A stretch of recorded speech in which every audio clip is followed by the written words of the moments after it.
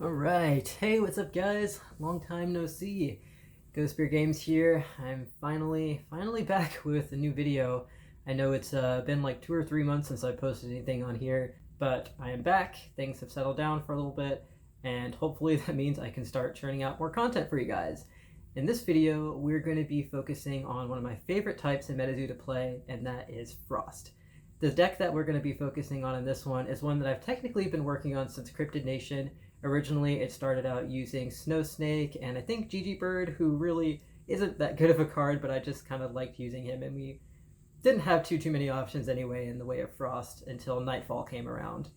But basically, once Nightfall, hit the scene, there were just so many good cards that came out, like Alaskan Vortex, Iliamna Lake Monster, and others that I'll be getting into later on, that really I felt like could take Frost up to the competitive level that it needed to be. And we actually got to see that in the recent Tabletop Simulator tournament. And yeah, without further ado, let's get into the deck that I've been working on and some of these cards. Greetings and welcome to my beautiful Nightfall playmat. Since so many of the beasties that I'll be using in this deck come from Nightfall, I thought that it would be the perfect background for the cards that I'll be talking about in this video. Now, before we officially dive into these cards, I just wanted to say a few words about Frost's playstyle, because there's something about its versatility that really attracted me to it ever since Cryptid Nation, and that is its ability to be able to do kind of a fast, aggressive approach, depending on the beastie that you're playing, and also more of a control style. Now, control is definitely where it shines, and you'll definitely see that whenever I start getting into more of these cards, especially the spells. But I've noticed that it can also do a really kind of fast and aggressive approach that can keep up with decks like Quetzalcoatlus and the Beastie Fearsome Tribal Critter Gang. That was really hard to say, by the way. I had to say it like 50 times. It can deliver with the speed, deliver with the power, and also kind of keep your opponent at bay while you're building up your board state, and then eventually you crush them at the end. Now, without further ado, let's kick things off with one of my favorite beasties, Iliamna Lake Monster. When it comes to my Frost playstyle, my approach is to use cheap beasties that have some nice control element to them and taking enough life points to last at least a couple turns, and then slowly build up my aura base, working my way up to the bigger, more tankier beasties like Jack Frost, Babe, and all that stuff to really bring the hammer and close the game out. Now, when I was first building my deck back with Cryptid Nation, I was originally using Snow Snake as one of my main frontrunners. And as much as I love that little guy, he honestly just did not really hold up too well, unless I was able to have Winter out on the board, which would give him invisibility, meaning he couldn't be targeted by attacks, and he also couldn't be blocked while attacking. But when I didn't have Winter on the board, I just felt like that little guy was just getting popped like pimples just left and right, especially because, he only has 30 life points. And once I set my eyes on Iliamna Lake Monster and Nightfall, I knew it was basically game over for that little guy. Starting off with the basics, even though Iliamna Lake Monster costs 1 more aura than Snow Snake, he has double the life points, which is really good, because that means he'll at least stick around at least like 2 or 3 turns whenever you're going up against another beasties or up against most spells. You can have 10 of them in your spellbook, which is also what Snow Snake had, although I will say I don't run 10 of these. I think I have maybe like 5 or 6. I'll have to look at that officially. But the ability to even just be able to have 10 of these really comes in handy if you want to go that strategy, especially when you take a look at his contract effect, which I'll get into in just a little bit. He's got a nice double Terra bonus, which I don't really use the Lake one all that much, at least in this build. I think I splashed him in a Water deck, which Water is also very heavy on the control play style.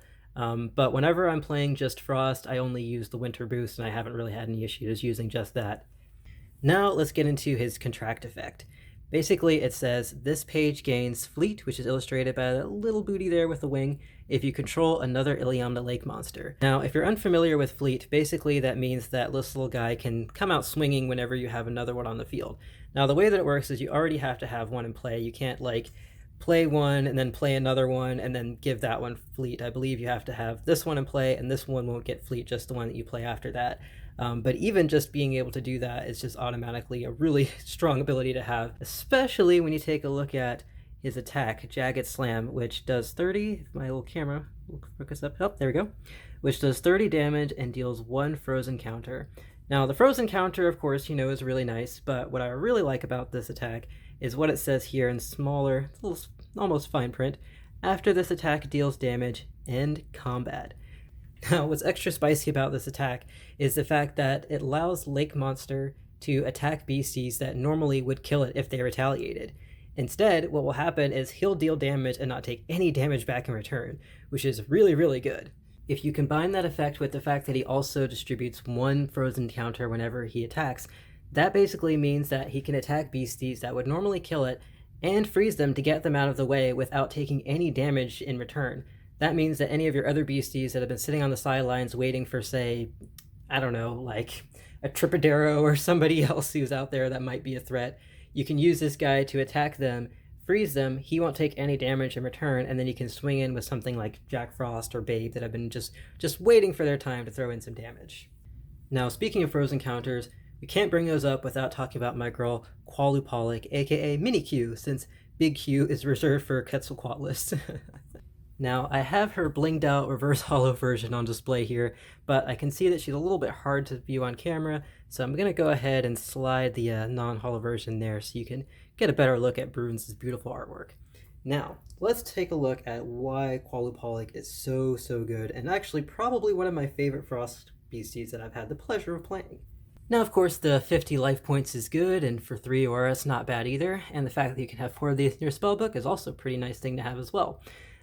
She does have a trait that lets you play her as a trap, but to be honest, I don't think I've ever used that, and I feel like traps honestly aren't really used too much in MetaZoo, but who knows, maybe in Wilderness we'll have some cards come out that really make us want to put them to use. Now, of course, you see she's got the double Terra bonus. I think the second one is from Island. I know the first one is from Winter, which are very nice. I love seeing a plus 20 and another plus 20 for attacks. But I will honestly tell you that you really don't need them. And the reason why I will say this is because let's take a look at her attack here, Icy Drowning, if I can just pick up one of the cards.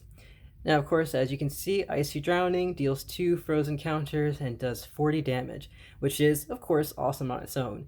But what really makes this attack nice and juicy is the attack's effect. Kind of similar to the Iliamna Lake Monster. Like, their attacks are great, but it's the fine print that really brings it all together. So as you can see, it says this attack deals plus 10 damage for each frozen indicator on opposing pages. Now, just to clarify, that means frozen indicator, not counter. So she won't be dealing 20 damage, which a lot of people, including myself, believe is the case because it says, she deals 2 frozen counters. But technically, she's only dealing 1 frozen indicator, so she's only going to be doing plus 10 damage. Now, the reason why that is so good is because basically she comes with her own attack boost. Like, whenever she attacks, for minimum, she is swinging for 50 because she's putting out at least 1 frozen indicator. And by the way, the frozen indicator thing doesn't apply to just one beastie. If all of your opponent's beasties have frozen indicators on them, she's dealing plus 10 damage for every single one of those. And it can get crazy, man, I'm telling you. And last but not least, of course, is her amazing arena effect. Kind of similar to Iliamna Lake Monster, she comes in with her own built-in protection whenever she's swinging out her damage. It says, this page cannot be damaged by beasties inflicted with frozen. So basically, her attacks keep her from getting dealt damage back in return. See, normally, whenever you apply a frozen indicator to a beastie during an attack, that beastie can still attack back even if it's frozen, but not if it's Qualupolic. Now, if you're familiar with Frost, this beastie probably needs no introduction because of just how much of a powerhouse this card is. I mean, ever since this beauty was released in the Cryptid Nation release decks, this guy has just been dealing just ultimate damage and just stopping all of your opponent's beasties from attacking, even when it becomes their next turn. And I'll get into why that is in just a second. So, of course, we've got, the 3 aura with 70 life points, which is nice. 2 per spell book, which is also really nice. I love whenever you have a beastie that can do a lot of awesome things and you're able to have more than one of them in your spell book. I wish that applied to other beasties, but I'll mention that maybe in another video or something. But anyway, Wahila, like our other beasties that we mentioned earlier, comes in with his own protection, not so much from damage, but from spells. See, what you got here is something called Stone Skin. Basically, when you see this little symbol floating around, if my camera will focus, it means that he can't take damage from spells, so anything like fireballs, lightning bolts, any of that stuff, basically can't touch him. He is untouchable. Now, of course, we've got the same kind of double Terra boost as the other guys did, where he gets plus 25 from snowing, plus 25 from forest. Both of those are really great, but in all honesty, the things that really make this card shine is in the text box further down. As you can see here, it says, as Wahila enters the arena until the end of your next turn, it is considered to be snowing. All beasties controlled by opposing casters do not awaken at the start of their next turn. Alright, let's break that down. So the first part is really important because there are just so many frost beasties that get power-ups from snowing. Now, I haven't mentioned them just yet, but I do have a couple coming up that, fall into that category. But essentially, having that kind of built-in ability on a creature means that you can get away with having less Terra cards in your deck, and means that you're most likely to draw one of your bombs like this beauty right here. The next part is where it says, all beasties controlled by opposing casters do not awaken at the start of their next turn. Well, that's the part that I was mentioning earlier when I was mentioning that when he comes onto the field, keeps your opponent's beasties from attacking the moment he hits the ground. So basically, when he hits the ground, he gives a power up to all of your beasties that benefit from snowing, and he keeps your opponent from retaliating with their own beasties when it comes to their next turn. And then when it becomes your turn again, you can activate his beautiful power that I know here is called Frozen Ambush, but personally I like to call it the Wahila Whip, because all of your opponent's beasties that were forced to not awaken during their last turn are now about to take 20 damage with just a simple of Wahila. Now, this next beastie was actually one of the very first singles that I picked up from the MetaZoo Kickstarter set when I actually first discovered this game back in March of last year. Now, of course, back then it wasn't because it's a good card, although it is, but it was because I just thought it was absolutely gorgeous, and I just really like dragons and think the design is really, really cool. Poncha did an awesome job on this. Now, what makes this card really good is, of course, the 4 aura cost, which is really cheap, especially considering the fact that it's got a really tanky 90 life points. But that alone isn't good. What really makes this guy nice is the fact that he is the flying type. Now, in Frost, we just don't have that many flyers, and the downside to that is that basically only flying beasties can attack other flying beasties, which means that if you're going up, say, against the Quetzalcoatlus deck, or another one that's using a lot of flyers, like I think Nappa Rebobs is another one that does, you can't really attack them. Now, that hasn't really been too much of an issue because we have other cards like First Anniversary Celebration, and of course spells that can also deal damage, but being able to have flight on a beastie, especially one like Tizaruk that has a really awesome attack, honestly really can't ask for more. Now, as you can see, he's got that nice little juicy Terra boost that I mentioned earlier ties in with Wahila, because, as I said before, Wahila makes it snow whenever it enters the field, and so Tizaruk will get a nice plus 25 bonus from that for his attack. Not only that, but if we read the 4th wall symbol here, it says, if it's snowing, Tizaruk gains invisibility, and all water beasties are considered frost beasties instead, as long as Tizaruk is in the arena. Now, the second part of that isn't really too relevant, but the first part where he gains invisibility, now that's really nice. Basically, like I was saying before, this means that Tizaruk can deal damage and attack directly without your opponent being able to declare any defenders, and he can't be attacked whenever it becomes your opponent's turn as well. And if that wasn't already good enough, we also have his awesome attack, Tundra Blast, which deals 60 base damage, and that's not even with the snowing boost, that's just on its own. And target opposing page in combat is inflicted with 10 frozen counters. Basically, that means that any beastie that is targeted with that isn't going to be able to attack for like 9 turns, which is really powerful. And if you combine that with Frostbite, which is a spell I'll get into later on in this video, you'll see just how powerful being able to inflict 10 frozen counters really can be. And of course, speaking of frozen counters, we have to talk about our very last beastie here, Jack Frost, who is basically the king of frozen counters, because as you can see here, his attack, Nipping at Your Nose, deals 15 of them whenever he starts swinging. Now, even though that sounds really powerful, I would say that's more of like the cherry on top of this delicious sundae of a card we have here. Now, as I was saying earlier when I was talking about Tizaruk, he also shares that awesome trait, Flying, which allows him to attack flying beasties. And on top of that, this little guy is also a spirit. So this means that not only can he attack flying beasties, but those flying beasties can't attack him back, because any beastie that has a spirit trait means that it can't be targeted by attacks. And the fact that if you have Winter out, you can play him for only 3 aura instead of 5, well, that's quite a hell of a good deal, which is especially powerful when you take into account his Contract effect, which destroys all Terra pages in the arena except for Snowing and Winter. Now, something like that might not seem super powerful on the surface, but being able to destroy all Terra pages in the arena aside from the ones that you're using can really nerf the amount of damage that your opponent's swinging for. And being able to do all that while also being able to swing for 50 damage on your next turn, or your first turn if you happen to have a lightning in a bottle handy, 15 frozen counters, flying, spirit, only 3 aura if you have Winter out. I mean, there's a reason why this guy is considered like the king of winter.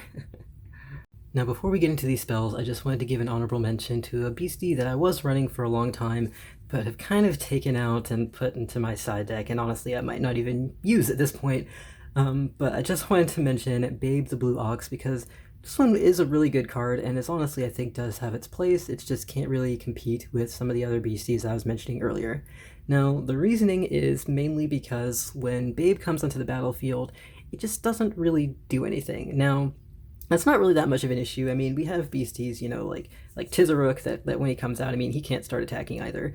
But the thing that I like about Tizaruk is the fact that he has that nice flying ability, and he also has, you know, invisibility and just all these other things kind of going for him that I feel like Babe is lacking. Like when Babe comes out, he can, you know, automatically be attacked by, say, like a Quetzal or whatever else my opponent has, and, you know, my other beasties that I've, you know, mentioned earlier have some kind of built-in protection that unfortunately Babe doesn't. The other downside to Babe is what I was saying earlier about how when he comes onto the battlefield, he doesn't really do anything. Like, I would much rather pay that 4 aura for a Wahila that comes out and automatically, you know, causes it to be snowing and forces beasties that my opponents attack with on their last turn to basically be stuck being fatigued until their next turn. See, to me, that is really great, and I would much rather have something like this on the field than Babe, who is just kind of, you know, a tanky defender who can't even defend me because he doesn't enter the field awakened. And because of the fact that he costs 5 aura, you're most likely not going to be playing him until later in the game, which is when you really want to be doing something versus just playing a beastie and then waiting to attack until your next turn.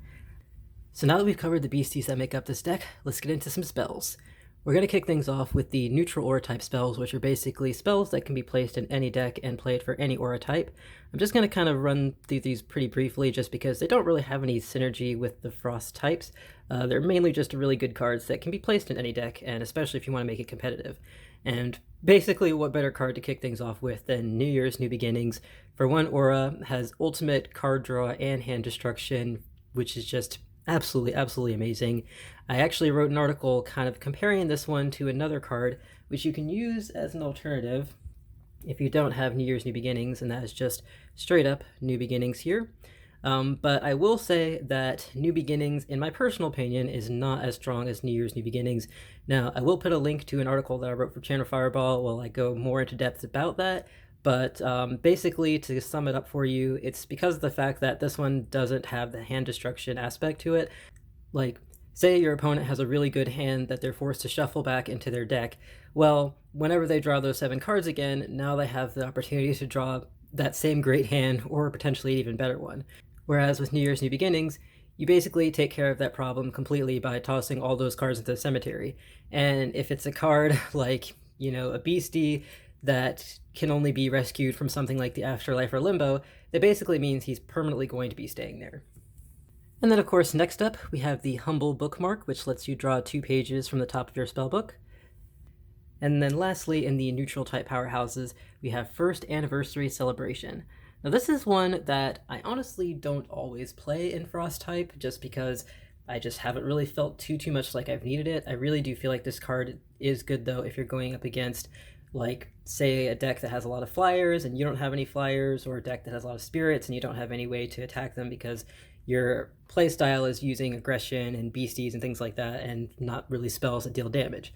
Well, basically, this spell takes away all those fears. It takes away flying, it takes away spirit traits, all that stuff that makes, you know, beasties not take damage either from spells or from other beasties, just whatever. So this card is extremely powerful. The only reason why I say that I haven't really used it too much in Frost is because, well, we do have flyers, and we also have really good spells that I felt like have been able to take out those problem beasties, like a Quetzal, you know, or a Mothman, without even honestly even needing this card. But I do throw it in, you know, when I play competitively, and if not, you know, it's usually at least hanging out in my side deck. Alright, now let's get into some Frost spells. You know, I had to start things off with Alaskan Vortex. I mean, when this card first got leaked from Nightfall, I was so excited. Basically, up until this point, Dark type is the only type that has had the ability to straight up destroy beasties with no other kind of, like, stipulation or any kind of thing attached to it. And the way that it was able to do that is using the card Death Beam, which I'll, you know, pop up on screen, of course. And, you know, for 3 Dark Aura, it takes out any beastie of any type. Doesn't matter if it's immortal or whatever. And basically, for the longest time, Dark was the only one that had that power. Now, Frost has it too. And even better, it says, destroy up to 1 beastie controlled by each opposing caster, and then take up to 2 Frost spells from your cemetery whose combined aura cost are 3 or less and place them into your chapter. That, my friends, is a very powerful ability, which you will see why when I talk about these next 2 spells coming up. Just the ability to be able to recur spells from your cemetery is incredibly powerful, and is something that we've only really seen in Dark and Spirit types up until this point. Because Frost type focuses a lot on control and using things like spells to, you know, control the battlefield and your opponent and their beasties, being able to bring those spells back into your hand and being able to play them again, sometimes even in the same turn, is just an incredible ability to have on hand. Now with these next 2 spells, I really felt like I couldn't talk about one without referencing the other, so I was like, might as well just throw them both into frame and have at it. First up, we have Ice Spell, which for 1 aura lets you place 2 frozen counters on any beastie, and you can have 4 of these in your spellbook. And then you've got Frostbite for 1 aura, which you can also have 4 in your spellbook. Target pages deal 25 damage for each frozen counter it has. This damage ignores Stone Skin, which is super powerful because Stone Skin basically prevents a beastie from taking damage from spells. And if the target page was destroyed, bookmark 1. Now, this combo is incredibly powerful, and I feel like I talk about it constantly, at least in any of my articles that I write talking about Frost or on Instagram post. This is because for just 2 Frost aura, this combination is just so powerful. Being able to do 50 damage for just 2 aura and bookmark a card. If you happen to play both of those and then whip out Alaskan Vortex, you can also then bring them back into your hand and do this damage all over again, which is pretty easy to do because of how cheap both spells are. One of my favorite tactics to use as Frostbite is to pair him up with a beastie that already comes slinging frozen counters, like say Iliamna's Lake Monster or Qualupalik, because then you don't even need Ice Spell on hand. All you have to do is use one of those beasties to attack, and even if their attack doesn't do enough damage to kill my opponent's beastie, sometimes it can do just enough where once it deals those frozen counters, if I swing a Frostbite to follow it up, then that Frostbite can deal enough damage to finally take him out and let me draw a card. Now, even though all of the Frost spells that we covered previously are pretty crucial for Frost's playstyle, I would say these final 2 that we're going to get into are potentially some of the most important cards for the deck. First up, we're going to get into Great Blizzard. For 3 Frost aura, this card reads, all non-Frost beasties are inflicted with 1 frozen counter. It is now considered snowing, and all Frost beasties attacks deal plus 25 damage until the end of this turn. Opposing casters cannot contract water spells until the end of the next turn. Now let's go ahead and break this card down because this card has quite a few layers to it that makes it pretty strong. So let's start off with the first line where it says all non-Frost species are inflicted with 1 frozen counter. Now say for starters, you have a bunch of attackers ready to go, but your opponent has a wall of defenders up just ready to take on anything you can throw at it. Essentially, the first line inflicts all of them with frozen and causes the entire army to be fatigued, basically leaving no defenders up for your opponent to block if you decide to attack them directly. Another added strength about this is the fact that it only affects non-Frost beasties. We have other cards out like, I think it's Divine Retribution. Hey guys, Editing Ghost Bear here. So fun fact, as badass as the name Divine Retribution sounds, unfortunately turns out that actually isn't really a card. I think I was thinking of the card, Righteous Reckoning, where you destroy all fatigued beasties, and also the card Zombie Apocalypse, which causes all beasties on the battlefield to become zombies. But there is no card that is actually called Divine Retribution.